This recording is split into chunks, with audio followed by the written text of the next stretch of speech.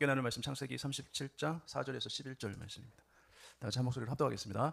그의 형들이 아버지가 형들보다 그를 더 사랑함을 보고 그를 미워하여 그에게 편안하게 말할 수 없었더라.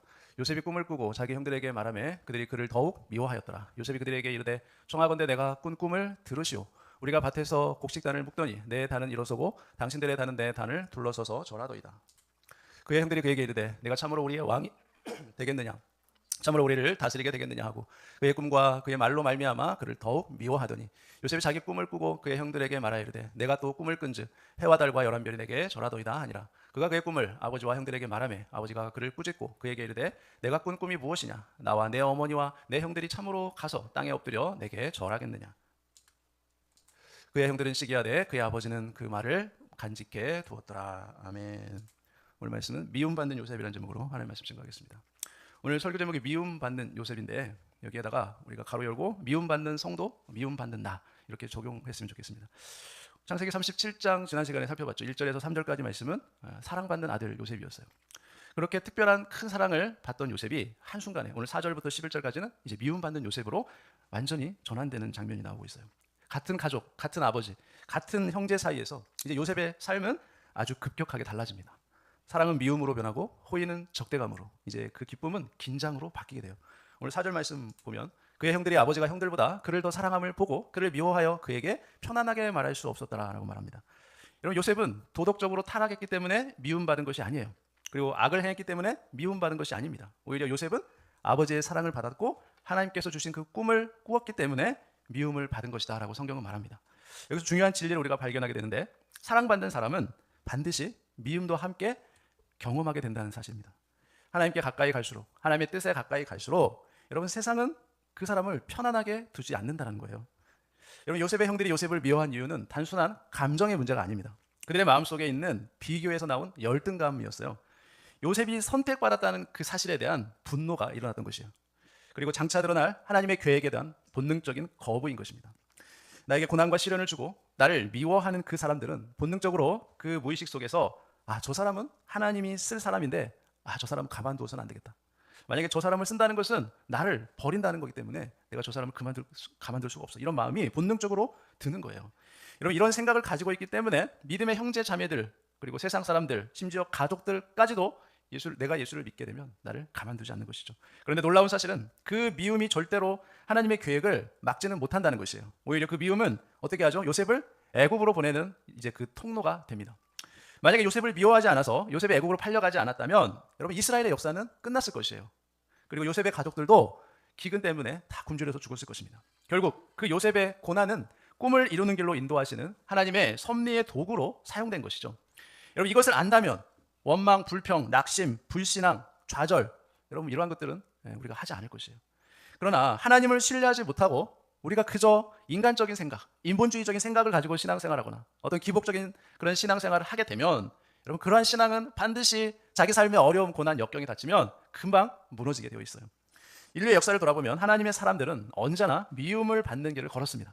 하나님의 사람들은 결코 평탄한 길을 걸었던 사람들이 없었어요. 하나님의 사람들이 태평성대를 누린 적도 없었습니다. 여러분, 의로운 아벨은 어떻게 됐습니까? 형인 가인에게 돌에 맞아서 죽었어요. 또 오늘 본문에 나온 요셉도 어떻습니까? 형제들에 의해서 노예로 팔리게 됩니다. 여러분, 모세는 같은 동족에게 수많은 고통을 받았어요. 또 다윗은 자기의 장인 어린 사울에게 도망다니며 죽을 위기를 많이 겪었습니다. 수많은 고통을 겪었어요.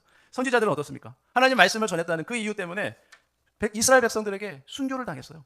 그리고 예수님 어떻습니까? 세상에서 고난과 미움을 받았습니다.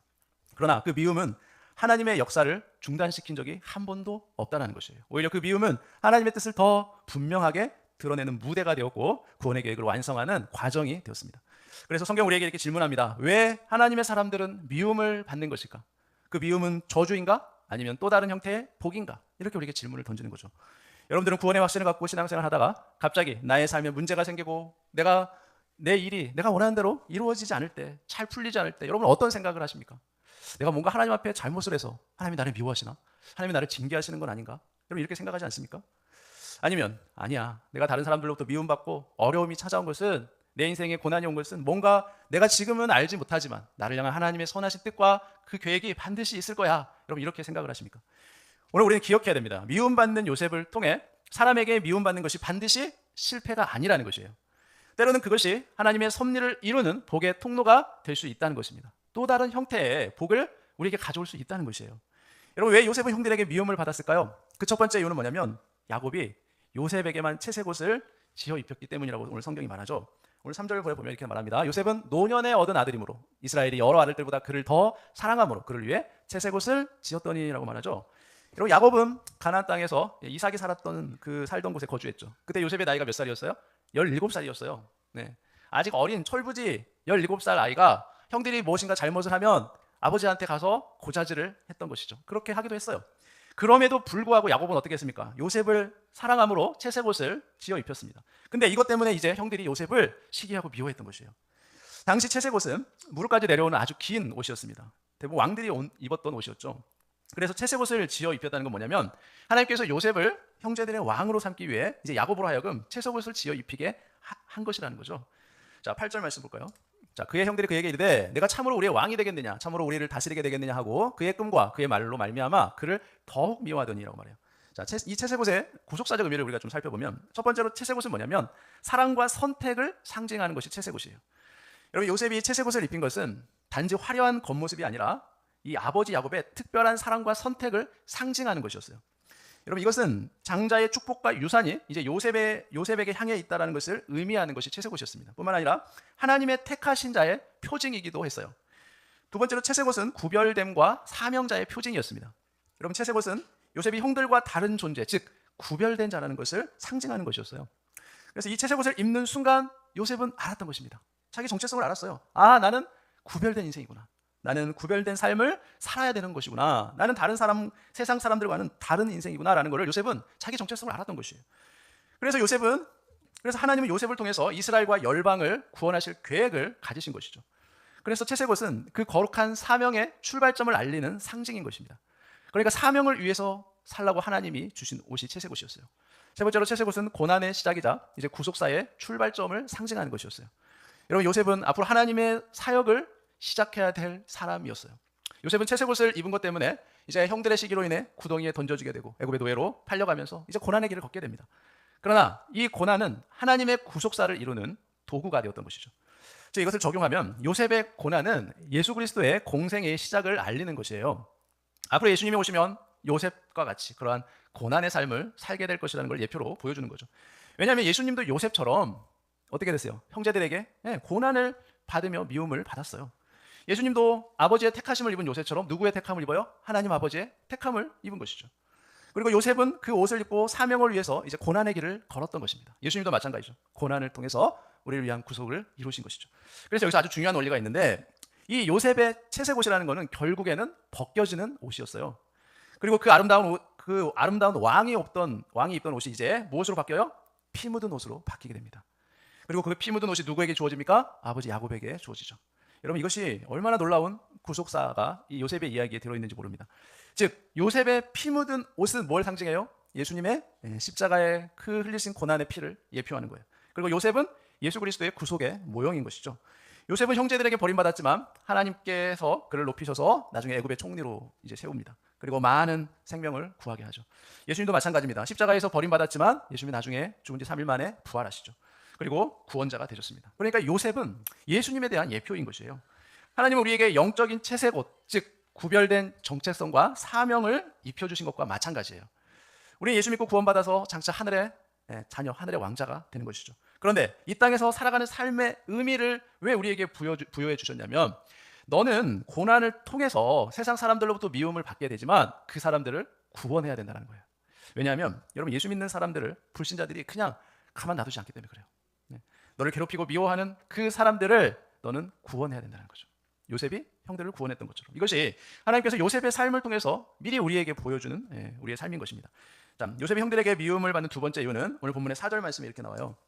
자, 그의 형들이 아버지가 형들보다 그를 더 사랑함을 보고 그를 미워하여 그에게 편안하게 말할 수 없었더라라고 말하죠. 여러분, 왜 형들이 요셉을 미워합니까? 아버지의 사랑을 받았기 때문에 그래요. 그래서 형들로부터 미움을 받게 됩니다. 요셉이 미움을 받은 가장 직접적인 이유는 뭐예요? 아버지의 사랑 때문이었어요. 여러분, 형들의 미움은 요셉의 성품이나 행동에서 시작된 것이 아니에요. 형들은 아버지의 사랑이 요셉에게 머물러 있다는 것 때문에 화가 난 것이에요. 시기했던 것이에요. 요셉은 아버지의 특별한 사랑을 받았습니다. 그리고 하나님 야곱의 사랑은 단순한 감정이 아니라 어떤 사랑이었어요? 성택적인 사랑이었어요. 그 사랑을 말로 표현한 것이 아니라 채색옷이라는 눈에 보이는 표시로 야곱이 그걸 드러냈던 것이에요. 자, 형제들은 아버지께 사랑받는 그 요셉이 그렇게 미울 수가 없었던 것입니다. 형제들이 미워한 대상은 요셉보다도 뭐예요? 요셉 위에 머물러 있는 아버지의 그 사랑이 너무나 싫었던 것이에요. 요셉이 싫은 것이 아니라 요셉을 사랑하는 아버지가 싫었던 것이죠. 그 사랑이 결국에는 뭐예요? 비교가 된 것입니다. 여러분, 사랑의 차이가 비교가 되고, 비교는 뭐를 낳습니까? 시기를 낳죠. 시기는 결국 미움으로 자라게 된 것이죠. 여기서 중요한 것은 사랑받는 아들이 이제 미움받는 아들이 되었다는 사실입니다. 어떤 사람이 하나님의 사랑을 받을 때, 하나님의 사랑을 받고 있다는 것이 겉으로 표면적으로 드러날 때, 나는 사랑받지 못하고 있다고 느끼는 사람들, 그런 사람들은 어떻게 됩니까? 사랑받고 있다고 생각되는 그 사람을 가만두지 않아요. 미워합니다. 그래서 세상 사람들에게, 또 믿음 없는 가족들에게 예수 믿고 구원받게 되면 어떻게 돼요? 미움을 받게 돼요. 그런 사람들에게. 그런데 미움받기 싫어서 우리가 적당히 그들과 타협하고 적당히 협의하면 어떻게 됩니까? 합의하면 결코 우리는 그들에게 미움받거나 핍박받지 않습니다. 더 이상 핍박받지 않아요. 더 이상 우리 미워하지 않습니다. 하나님의 사랑은 모든 사람을 향한 보편적인 사랑이지만 동시에 그리스도 안에서 주어지는 구속의 사랑은 선택적 사랑이라는 거예요. 그래서 택함받은 사람 외에는 이 구속의 선택적 사랑을 받지 못합니다. 그래서 요셉처럼 성도는 은혜로 택함을 받았고 사랑으로 불러내심을 받았으며 신분이 달라진 존재들이 저와 여러분 성도들인 거예요. 하나님의 사랑을 받은 사람들은 그래서 미움을 받을 수 있다는 거예요. 왜냐하면 사랑받는 그 표시가 우리에게서 나타나기 때문에 그래요. 자, 요한복음 15장 19절에 보면 너희가 세상에 속하였으면 세상이 자기의 것을 사랑할 것이나 너희는 세상에 속한 자가 아니요 도리어 내가 너희를 세상에서 택하였기 때문에 세상이 너희를 미워하느니라 라고 예수님 말씀하셨죠. 자, 많은 형제 중에서 아버지가 요셉을 택했기 때문에 형들이 요셉을 미워한 것처럼 주님이 우리를 하나님 자녀로 택했기 때문에 택함 받았다는 그 이유 때문에 어떻게 합니까? 세상 사람들이 너를 미워할 것인데 그러나 너를 미워하는 것은 누구를 미워하는 거라고요? 너를 택한 나를 미워하는 것이다라고 성경 우리에게 말합니다. 그러니까 형들은 요셉이 미운 것이 아니라 요셉을 사랑하는 아버지 야곱이 미웠던 것이죠. 그래서 이제 요셉을 죽이려고 한 것이에요. 왜 세상 사람들이 믿는 우리를 미워하는 것입니까? 안 믿는 가족들이 왜 예수 믿는 나를 미워하는 것이에요? 우리 속에 있는 누구 때문에 그래요? 예수님 때문에 그런 것이에요. 그게 싫은 것이에요. 내가 믿는 그 예수님이 싫은 것입니다. 우리 안에 있는 예수님이 싫은 것이에요. 그래서 미운 거예요. 그러므로 하나님의 사랑은 세상과의 소속을 바꾸는 사랑이에요. 소속 자체가 우리는 다른 것입니다. 하나님께 속한 사람과 세상과 속한 사람이 있는 것이에요. 그래서 하나님의 사랑을 받는 순간 세상은 그 사람을 이제 너는 더 이상 내 편이 아니야, 우리 편이 아니야 라고 여기는 것이죠. 그래서 미워하는 것이에요. 여러분, 대대로 불교 집안에서 또 천주교 집안에서 살다가 예수님을 믿게 되면 어떻게 돼요? 아, 너는 이제 더 이상 내 편이 아니야, 우리 편이 아니구나 라고 그때부터 미움이 시작되는 것입니다. 핍박이 시작되는 것이죠. 왜 그래요? 소속이 다르기 때문에 그래요. 더 이상 내 편이 아닙니다. 여러분, 우리가 체육대회를 하더라도 편이 갈라지면 어떻게 돼요? 서로 어떻게든 이기려고 경기를 하잖아요. 열심히. 마찬가지. 소속이 달라지게 되면 그때부터 이제 완전히 다른 편이 되는 것이에요. 요셉이 미움받은 이유는 뭡니까? 세상에 속해서가 아니라 아버지께 속했기 때문이죠. 그래서 형들은 아버지가 미웠지만 아버지께는 어떻게 할 수 없으니까 힘없는 그 요셉을 미워했던 것이죠. 성경은 세상의 사랑과 하나님의 사랑을 동시에 받을 수 없다고 말합니다. 아버지의 사랑과 형제의 사랑을 동시에 받을 수 없다는 것이에요. 하나님의 사랑을 받으려면 세상에서 나에게 베풀려고 하는 그 사랑을 사실 우리는 포기해야 돼요. 하나님의 사랑은 절대로 중립을 허락하지 않습니다. 우리가 세상과 또 하나님께 양다리를 걸쳐서 똑같이 둘 다 사랑을 받기를 원한다는 것은 불가능한 것이에요. 그 사랑은 우리를 세상과 구별하고 우리의 가치관을 바꾸며 방향을 바꾸는 사랑인 것이죠. 이것이 바로 사랑의 대가 지불인 것입니다. 자, 사랑을 받으면 반드시 대가를 지불해야 돼요. 세상이 우리를 미워해도 하나님의 사랑을 우리가 받는 것이 그것이 참된 복인 줄 믿습니다. 누가복음 6장 22절 보면 자, 인자로 말미암아 사람들이 너희를 미워하며 멀리하고 욕하고 너희 이름을 악하다 하여 버릴 때는 너희에게 뭐가 있다고요? 복이 있도다라고 말해요. 여러분, 우리가 세상 사람들로부터 정말 이렇게 미워하고 멀리하고 욕함을 당하고 이렇게 당하는 것이 우리에게 뭐라고요? 복이다라고 성경이 우리에게 말하죠. 세상의 미움은 실패의 증거가 아니라 하나님의 사랑을 받고 있다는 표식인 것이에요. 내가 예수 믿고 구원받았는지 안 받았는지를 확인받도록 하기 위해서는 뭐를 할까요? 하나님께서는 세상 사람들로부터 우리가 미움을 받게 하신다는 거죠. 그러므로 내가 예수를 믿어도 세상 사람들로부터 어떠한 미움받는 것이 전혀 없이 나는 세상 사람들과 너무나 잘 어울려서 아무런 불편함이 없이 살아간다면 어떻게 돼요? 나는 정말 구원받은 하나님의 자녀인지 우리가 한 번쯤은 점검해 볼 필요가 있다는 거예요. 여러분, 구원받은 사람은 결코 세상 사람들로부터 환영받고 함께 어울려서 그렇게 잘 살 수가 없어요. 생각과 가치관이 너무나 다르기 때문에 그래요. 요셉이 미움받은 것은 그를 무너뜨리는 저주가 아니라 이제 훗날 애굽의 총리로 세우려는 하나님의 섭리의 시작점이었습니다. 그러므로 우리 성도들에게 중요한 질문이 있습니다. 사람에게 사랑받을 것인가? 하나님에게 사랑받을 것인가? 우리는 그것을 결정해야 한다는 것이에요. 내가 하나님의 사랑을 받고 있을 때 누군가가 나를 미워한다면 하나님의 사랑을 받고 있다는 증거구나, 그렇게 생각하시기 바랍니다. 요셉이 미움받은 이유는 요셉이 뭔가를 잘못해서가 아니에요. 그저 아버지의 사랑을 받았다는 그 이유 하나 때문입니다. 그리스도인들이 세상을 살면서 미움받거나 핍박을 받는 것은 하나님의 사랑을 받았다는 그 이유 때문인 것이죠. 세 번째로 요셉이 형들에게 미움받은 이유는 구속사의 꿈이 있었기 때문에 그래요. 구속사의 꿈을 꿨기 때문에. 오늘 5절에 보면 요셉이 꿈을 꾸고 자기 형들에게 말하매 그들이 그를 더욱 미워하였더라. 그의 형들은 시기하되 그의 아버지는 그 말을 간직해 두었더라라고 말하죠. 요셉이 꿈을 꾸고 자기 형들에게 말을 했어요. 요셉은 하나님께서 주신 비전의 꿈을 꾸었던 것이죠. 그래서 그 꿈을 꾸고 나서 형들에게 말했는데 그 꿈 때문에 오히려 요셉은 더 예전보다 더 심하게 미움을 받게 돼요. 그 꿈이 뭐였죠? 7절에 보니까 우리가 밭에서 곡식단을 묶더니 내 단은 일어서고 당신들의 단은 내 단을 둘러서서 절하더이다 라고 말해요. 여러분, 아까 요셉의 채색 옷은 예수님의 고난을 예표하는 것이라고 그랬죠. 그런데 여기서 요셉의 단이 일어섰다는 것은 뭘 의미하냐면 예수님의 부활을 예표하는 것이에요. 그런데 예수님의 제자들도 예수님의 부활을 예견하지 못했어요. 예수님이 수도 없이 제자들에게 부활을 얘기했지만 제자들은 예수님의 부활을 언제 믿습니까? 예수님이 부활한 이후에 그 예수님이 부활하신 예수님을 목격하고 난 후에 그때서야 예수님의 부활을 믿게 되죠. 마찬가지로 형들은 요셉의 꿈을 듣고 더 화가 났어요. 요셉은 다시 한번 꿈을 꿉니다. 두 번째 또 꿈을 꾸죠. 여러분, 성경에서 이 반복해서 꿈꾼다는 건 뭐냐면 하나님께서 반드시 실행하신다는 의미가 있어요. 요셉이 다시 꿈을 꾸고 그의 형들에게 말하여 이르되 내가 또 꿈을 꾼즉 해와 달과 11변이 내게 절하더이다 라고 말하죠. 한 번은 땅에서 절을 하더니 또 한 번은 어디에서 절을 해요? 하늘에서 절을 합니다. 요셉은 꿈에 대해서 다시 한번 또 말해요. 37장 10절에 보니까 그가 그의 꿈을 아버지와 형들에게 말하매 아버지가 그를 꾸짖고, 이번에는 꾸짖죠. 그에게 이르되 내가 꾼 꿈이 무엇이냐? 나와 내 어머니와 내 형들이 참으로 가서 땅에 엎드려 내게 절하겠느냐? 그의 형들은 시기하되 그의 아버지는 그 말을 간직해 뒀다라고 말합니다. 형들은 요셉의 꿈을 시기했는데 야곱은 어떻게 합니까? 아버지 야곱은 그 꿈을 마음에 간직해 두었다라고 말하죠. 요셉은 꿈 때문에 형들에게 미움을 받게 되는데 이것을 우리에게 적용하면 하나님의 비전을 갖는 사람은, 하나님의 계획을 아는 사람은 어떻게 돼요? 하나님의 비전이 없고 하나님의 계획을 갖지 못한 사람들에게 미움을 받을 수 있다는 거예요. 천국에 갈 사람은 이 땅에 있는 사람들에게 미움을 받을 수 있다는 거예요. 왜 그래요? 여러분, 예수 믿지 않는 사람은 이 땅이 전부예요. 땅에 있는 것에만 거기에 목숨 걸고 살아가요. 그런데 우리의 시민권은 하늘에 있고 우리는 천국의 소망을 두고 살기 때문에 너무나 비전이 달라요. 소망하는 것이 다르고 가치관이 달라요. 그래서 항상 우리는 이 세상 사람들로부터 미움을 받게 되는 것이에요. 37장 19, 20절에 서로 이르되 꿈꾸는 자가 오는도다. 그를 죽여 한 구덩이에 던지고 우리가 말하기를 악한 짐승이 그를 잡아먹었다 하자. 그의 꿈이 어떻게 되는지를 우리가 볼 것이니라 하는지라. 여러분, 요셉이 형들로부터 미움받는 세 번째 이유는 뭡니까? 하나님의 섭리를 이루기 위해서 미움을 받았다는 거예요. 하나님의 섭리.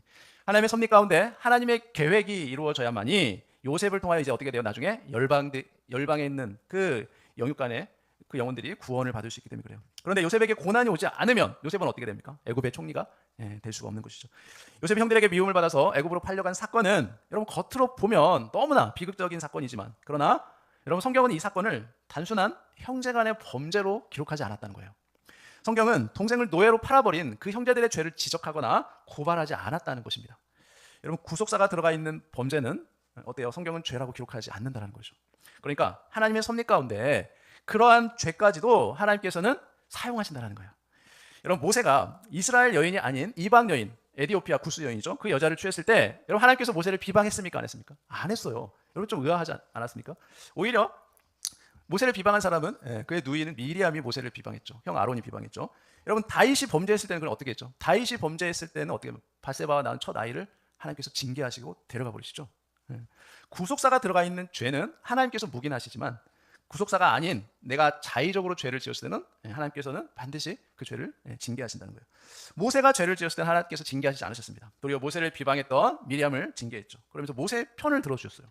왜냐하면 모세가 여러분 이방 여인을 취한 것은 구속사적인 의미가 있기 때문에 그래요. 무엇을 의미합니까? 이제 모세 이후에 모세와 같은 선지자 한 사람, 즉 예수 그리스도죠. 예수님을 통해서 모든 이방인, 유대인이 아닌 모든 열방 민족을 구원하시겠다는 그런 하나의 예표로서 보여준 사건이기 때문에 그래요. 마찬가지로 요셉의 형들의 죄를 하나님께서 지적하시지 않으신 것은 무엇입니까?